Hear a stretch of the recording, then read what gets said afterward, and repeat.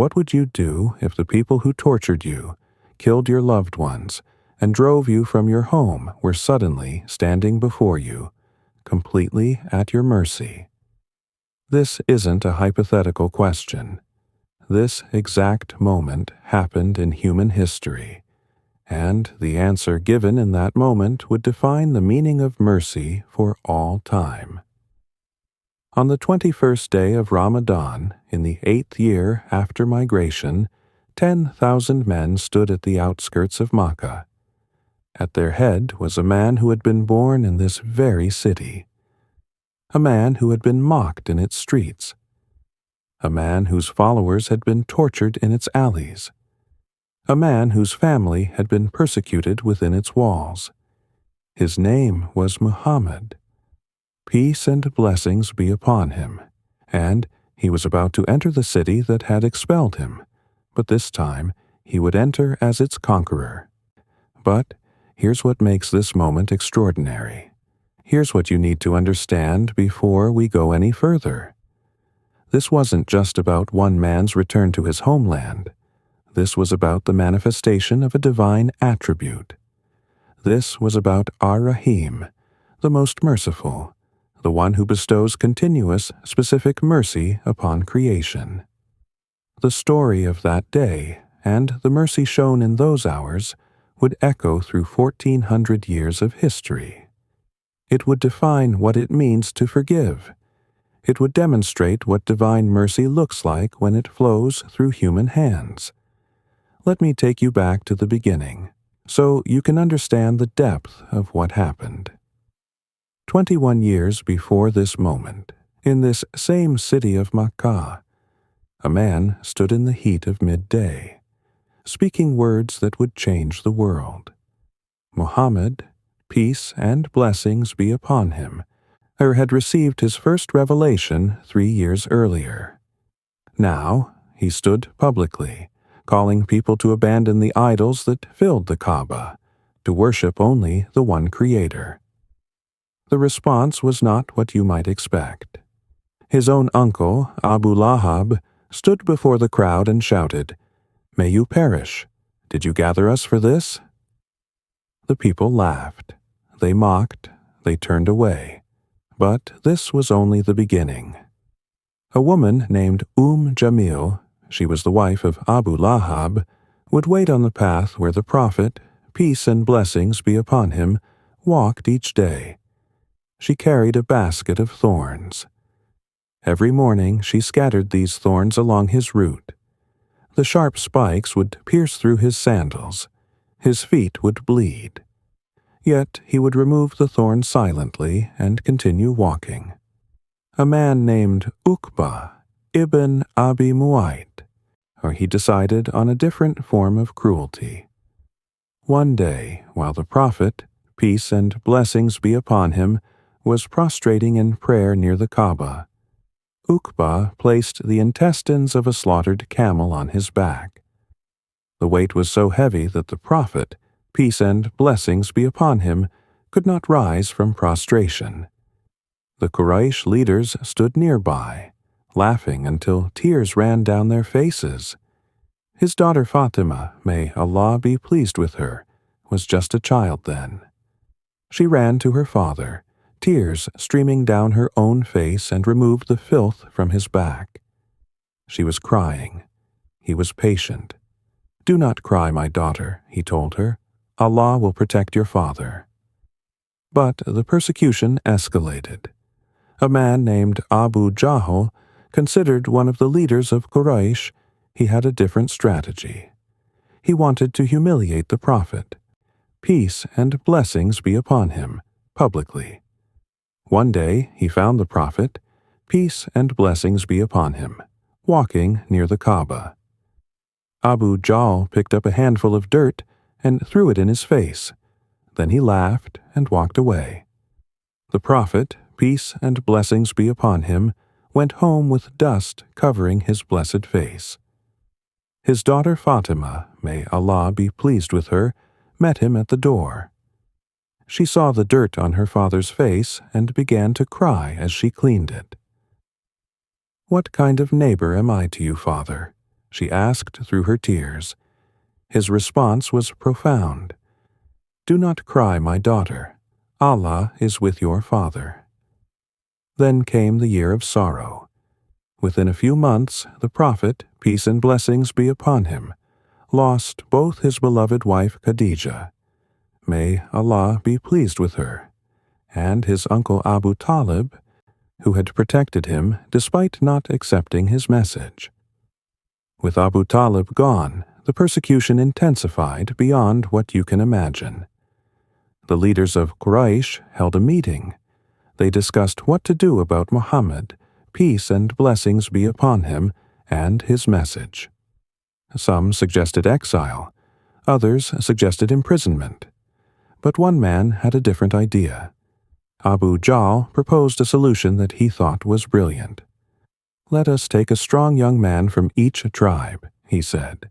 "Let each one hold a sword. Then, at the same moment, let them all strike Muhammad. His blood will be on all the tribes, and his family, the Banu Hashim, cannot seek revenge against all of Makkah." It was a plan for assassination. That night, the young men gathered outside the Prophet's home. Peace and blessings be upon him. They waited for dawn, when they would force their way in and execute their plan.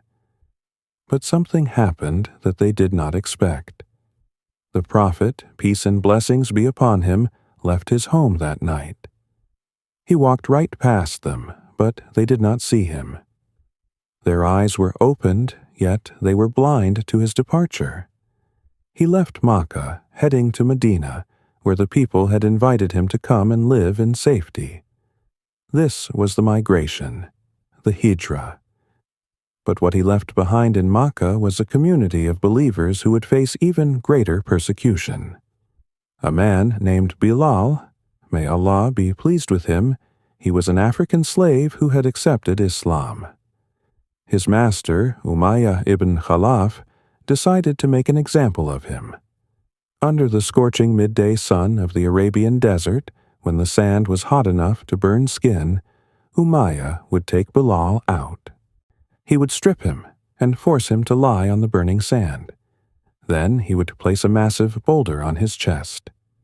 "Renounce Muhammad and worship our gods," Umayyah would demand. And Bilal, may Allah be pleased with him, would say only one word, repeated again and again. Ahad, Ahad, one, one. The heat would sear his back.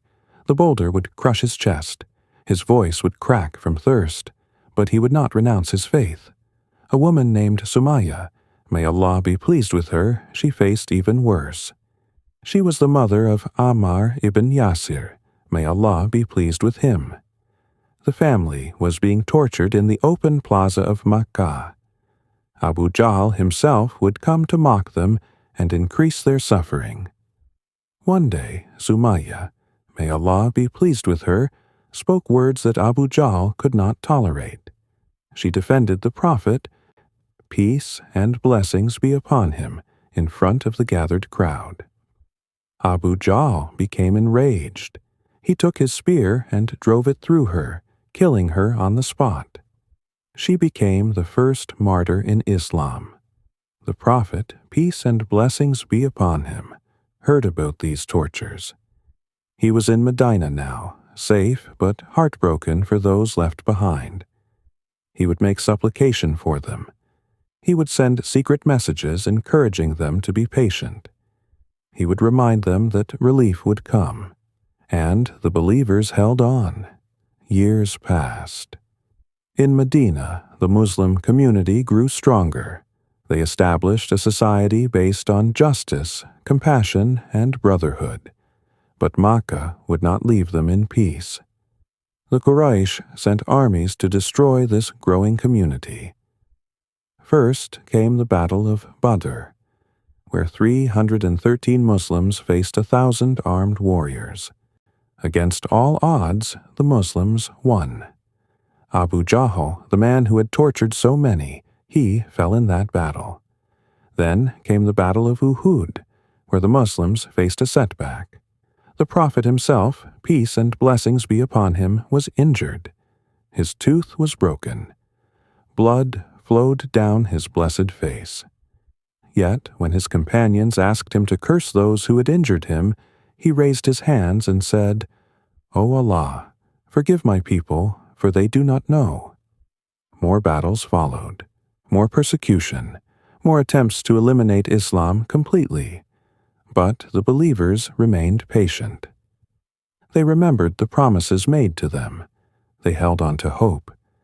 They knew that Allah's mercy would eventually manifest. And then came the 8th year after migration. The Quraysh violated a peace treaty they had made with the Muslims. This violation gave the Prophet, peace and blessings be upon him, the legal and moral right to march on Makkah. He gathered an army of 10,000 men, the largest force the Arabian Peninsula had seen in generations. As they marched toward Makkah, the Prophet, peace and blessings be upon him, gave strict instructions to his army. No one is to be killed unless they fight, he said. No house is to be entered by force. No property is to be taken. Anyone who enters the home of Abu Sufyan will be safe. Anyone who closes their door will be safe. Anyone who enters the sacred mosque will be safe. These were the orders of a conquering general, but they sounded more like the instructions of a mercy mission. When they reached the outskirts of Makkah, the army camped. That night, the Prophet, peace and blessings be upon him, ordered each man to light a fire. 10,000 fires blazed in the darkness, visible from within Makkah. The Quraysh had never seen such a sight. Fear gripped their hearts. Abu Sufyan, who had been one of the leaders opposing Islam, he left the city under cover of darkness to investigate.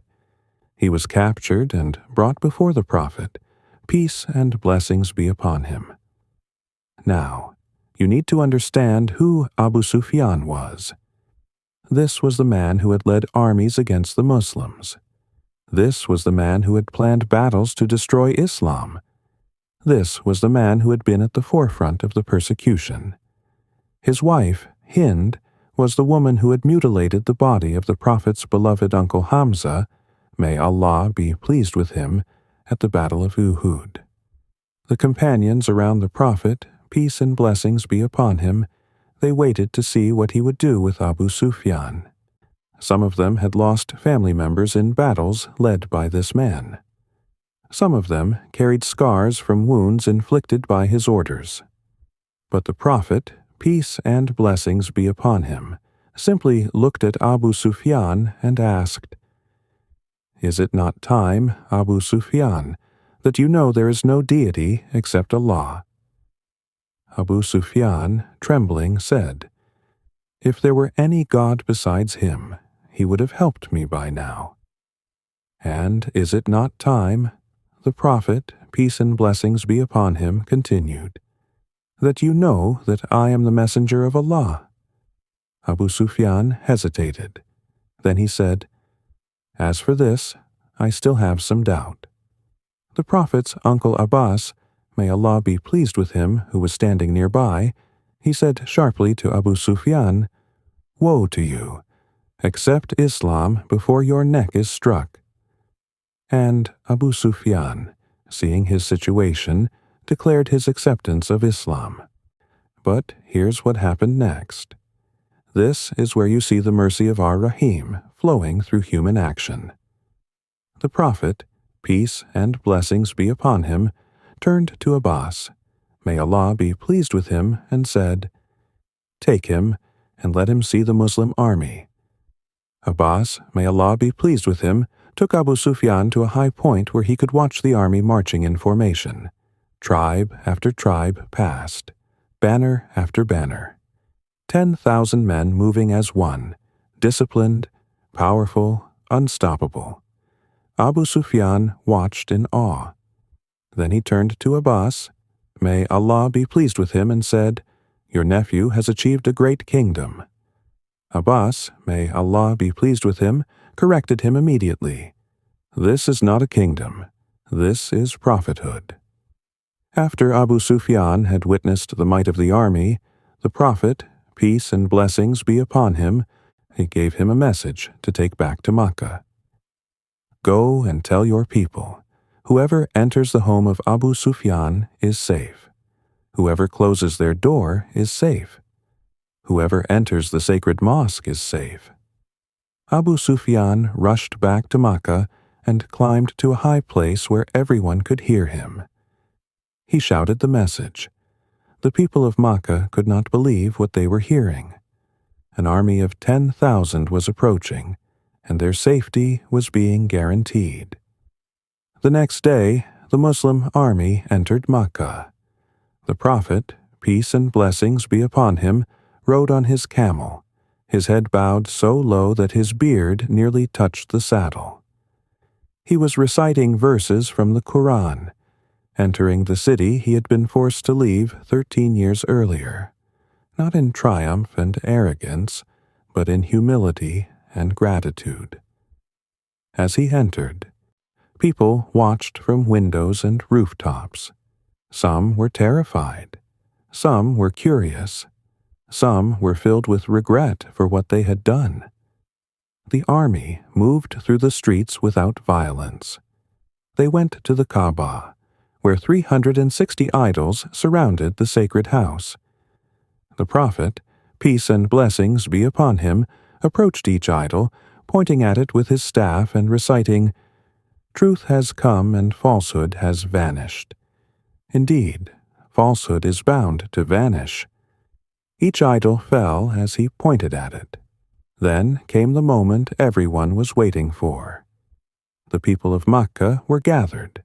The leaders of Quraysh, those who had persecuted, tortured, and killed, they stood before the Prophet, peace and blessings be upon him, waiting for his judgment.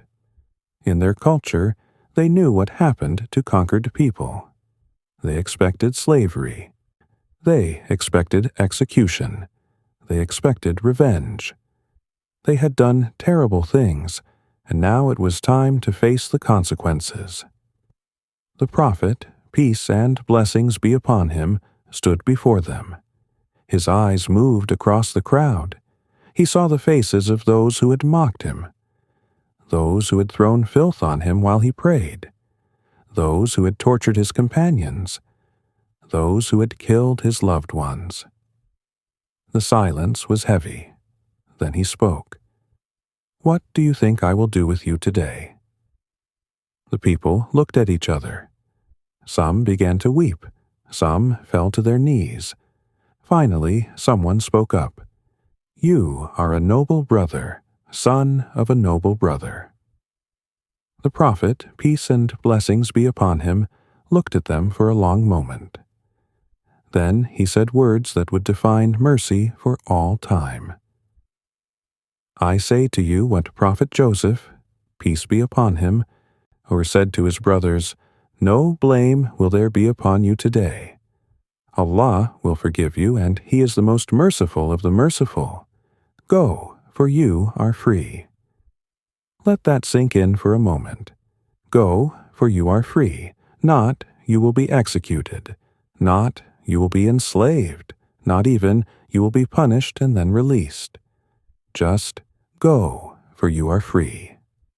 The people could not believe what they were hearing. They stood frozen, trying to comprehend this mercy. Some began to cry. Some fell into prostration, not just in gratitude to the Prophet, peace and blessings be upon him, but in recognition of the truth he brought. But the story doesn't end there. In the crowd was a man named Wahshi. May Allah be pleased with him. He was the man who had killed the Prophet's beloved Uncle Hamza. May Allah be pleased with him at the Battle of Uhud. Wahshi, or may Allah be pleased with him, had been a slave promised his freedom if he could kill Hamza. May Allah be pleased with him. He had succeeded, and the Prophet's uncle, one of the strongest and most beloved companions, had fallen by his spear. After the conquest, Wahshi, may Allah be pleased with him, expected to be hunted down. He hid, terrified. But someone came to him with a message. The Prophet, peace and blessings be upon him, says, "If you accepted Islam, I will forgive what came before." Wahshi, may Allah be pleased with him, could not believe it. This man, whose beloved uncle he had killed, was offering him forgiveness and Islam. He came before the Prophet, peace and blessings be upon him, trembling, and accepted Islam. The Prophet, peace and blessings be upon him, embraced him. The man who had killed his uncle became his brother in faith. This is Ar-Rahim. This is the Most Merciful. In the days that followed, more remarkable things happened. Hind, the wife of Abu Sufyan, she was the woman who had mutilated Hamza's body. May Allah be pleased with him. She had chewed on his liver in rage and hatred. She came before the Prophet, peace and blessings be upon him, disguised, afraid to reveal her identity. When she finally confessed who she was, the Prophet, peace and blessings be upon him, did not order her arrest. He did not condemn her. He simply invited her to accept Islam, and she did. A man named Ikrimah, the son of Abu Jahl, he had fled Makkah when it was conquered. He went to the coast, planning to escape by sea. But his wife came running after him. She had accepted Islam, and she begged him to come back. "Come back to the most merciful and kindest of people," she said. Ikrimah, may Allah be pleased with him, returned, full of fear. When he came before the Prophet, peace and blessings be upon him, the Prophet, peace and blessings be upon him, stood up to greet him, smiling. He welcomed the son of his greatest enemy as a brother. Safwan ibn Umayyah, another leader who had fought against Islam, he was given 4 months of safety to think. During those months, the Prophet, peace and blessings be upon him, treated him with such kindness that Safwan, may Allah be pleased with him, said, "No one has ever been as generous to me as this man, whom I once considered my greatest enemy." He accepted Islam. The city that had expelled the Prophet, peace and blessings be upon him, that had persecuted his followers, that had tried to extinguish his message, it became a city of believers, not through force, not through revenge, but through mercy. The companions who had suffered torture, who had lost loved ones, who carried scars from battles, they watched their Prophet, peace and blessings be upon him, embrace their former tormentors. They saw him treat their enemies with a kindness they themselves struggled to show. One companion later said, "We learned mercy from him. Peace and blessings be upon him. We thought we knew what forgiveness meant, but he showed us a level of mercy we had never imagined." This is the manifestation of Ar-Rahim. This is what it means when we say that Allah is the most merciful. But you might be wondering, how is this possible? How can someone forgive such terrible wrongs? How can mercy be shown to those who showed no mercy? Where the answer lies in understanding what Ar-Rahim truly means. Ar-Rahman and Ar-Rahim are often translated together as the most merciful, the most compassionate, but they have different implications. Ar-Rahman is the mercy that encompasses all creation, believer and disbeliever alike, the mercy that gives life and sustenance to all. Ar-Rahim is the specific, continuous mercy that Allah bestows especially upon the believers, the mercy that guides, forgives, and elevates. When the Prophet, peace and blessings be upon him, showed mercy to the people of Makkah, he was being a channel for Allah's attribute of Ar-Rahim. He was demonstrating what divine mercy looks like in human form. The Quran speaks about this moment. In Surah Al-Fath, chapter 48, verse 29, Allah describes the Prophet, peace and blessings be upon him, and those with him as being merciful among themselves. This mercy among believers, this is from Ar-Rahim. But there's another verse that's even more direct.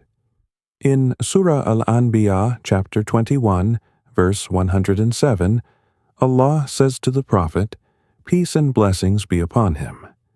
We have not sent you except as a mercy to all the worlds. A mercy to all the worlds, not just to believers, not just to friends, to all the worlds.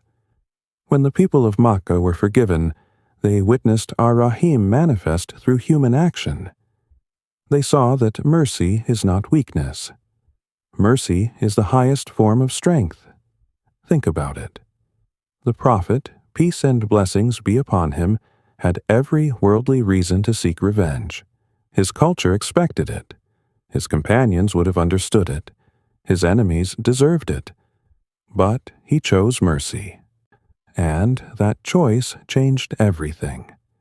The mercy shown on that day did not just free the people of Makkah from punishment. It freed them from the chains of hatred, ignorance, and spiritual darkness. It opened their hearts to truth. It transformed enemies into brothers. This is the power of Ar-Rahim. This is what divine mercy does. It doesn't just pardon. It transforms. It doesn't just forget. It elevates. It doesn't just move past the wrong. It creates something beautiful from the ruins. In our modern world, we face situations that echo this story in different ways. We face people who wrong us. We experience betrayals, injustices, and hurts that cut deep into our souls. And in those moments, we have a choice. We can respond with the harshness that our ego demands. We can seek the revenge that our hurt desires. We can nurse the grudge that our pride feeds. Or we can remember the day when 10,000 men stood at the gates of Makkah, and one man chose to manifest Ar-Rahim instead of wrath. Consider the parent whose child has rebelled, broken their heart, made choices that brought shame and pain. The parent could cut them off, disown them, make them suffer for their mistakes. Or the parent could remember Ar-Rahim, the attribute of Allah that forgives the repentant, guides the lost, and never closes the door of mercy. Consider the spouse who has been betrayed, the trust shattered, the relationship broken. They could choose bitterness, endless punishment, and emotional torture. Or they could remember how the Prophet, peace and blessings be upon him, forgave Hind, who had committed the worst possible crime against his beloved uncle, and how his mercy opened her heart to truth. Consider the employee wronged by an employer, the friend betrayed by a companion, the person slandered by neighbors. In each case, there's a choice between justice and mercy, between giving what's deserved and giving what transforms. Now, this doesn't mean being weak. This doesn't mean allowing oppression to continue. This doesn't mean accepting abuse. The Prophet, peace and blessings be upon him, spent 13 years patiently enduring in Makkah, then 10 years building strength in Medina. He established justice.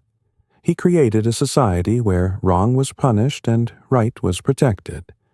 But when he had the power, when he held justice in his hands, he chose to add mercy to it. This is the balance. This is the wisdom. There's a hadith, a saying of the Prophet, peace and blessings be upon him, narrated in Sahih Muslim, where he said, Allah has 100 parts of mercy. He sent down one part to earth, and by it the creation shows mercy to one another. And he kept 99 parts with him for the day of judgment. Think about that. All the mercy we see in this world, a mother's love for her child, a stranger helping someone in need, the compassion that exists between human beings. All of this is just one part out of 100 parts of Allah's mercy. 99 parts are still with Him. When we manifest mercy in our lives, when we choose forgiveness over revenge, when we respond to hatred with kindness, we are accessing that one part that Allah sent down to earth. We are connecting to the divine attribute of Ar-Rahim. And here's the beautiful truth. When we show mercy, we receive mercy. In another hadith, found in Sahih Bukhari and Sahih Muslim, the Prophet, peace and blessings be upon him, said, "The merciful will be shown mercy by the Most Merciful. Be merciful to those on the earth, and the one above the heavens will have mercy upon you. Be merciful to those on the earth, and the one above the heavens will have mercy upon you." This is not just spiritual poetry. This is a practical principle. When you extend mercy, you create a channel for Allah's mercy to reach you. When you forgive, you open yourself to Allah's forgiveness. When you show compassion, you invite Allah's compassion into your life. The people of Makkah learned this on the day of Conquest. They expected justice, and they received mercy. They deserved punishment, and they received freedom. They came as enemies, and they left as believers. This transformation happened because one man chose to manifest Ar-Rahim instead of wrath. And this choice is available to us every single day. When someone cuts you off in traffic, you can choose road rage or mercy. When someone gossips about you, you can choose retaliation or mercy. When someone breaks your trust, you can choose endless punishment or mercy. The choice is yours. But remember, the choice you make doesn't just affect the other person. It affects you. It affects your heart. It affects your soul. It affects your connection to Allah.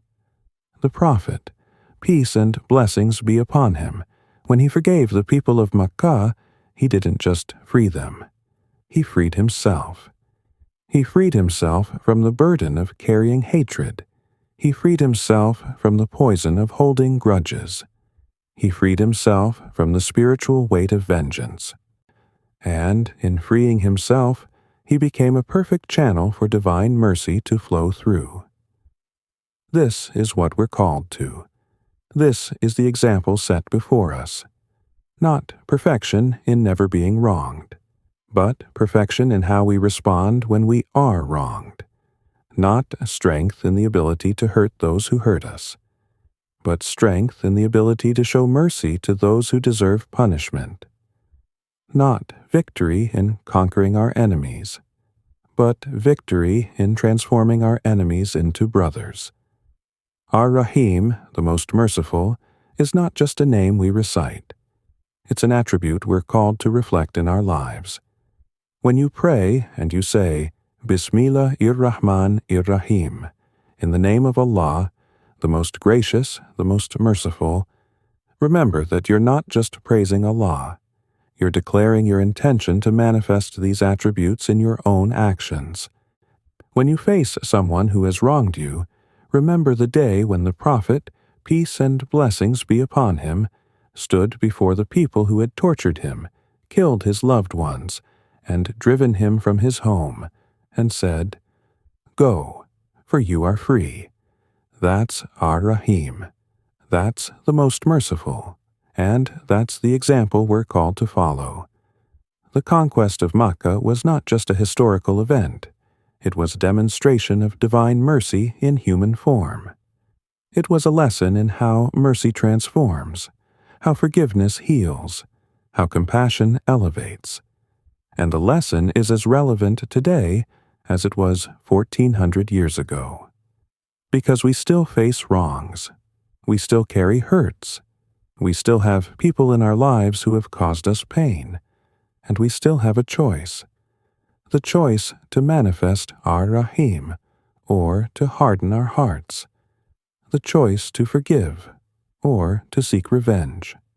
the choice to transform enemies into brothers, or to nurture hatred until it consumes us. The Prophet, peace and blessings be upon him, showed us the way. He showed us that mercy is not weakness. Mercy is the highest form of strength.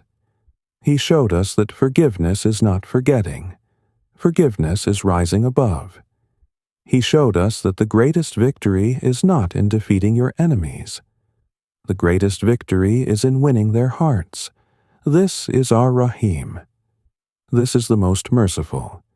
And this is the attribute we are called to reflect in our lives, every single day, in every single interaction, until we meet our Lord, and He shows us the mercy we showed to others. May Allah, Ar-Rahim, the Most Merciful, grant us the strength to forgive those who wrong us. May He open our hearts to mercy and compassion. May He make us channels of His divine attributes.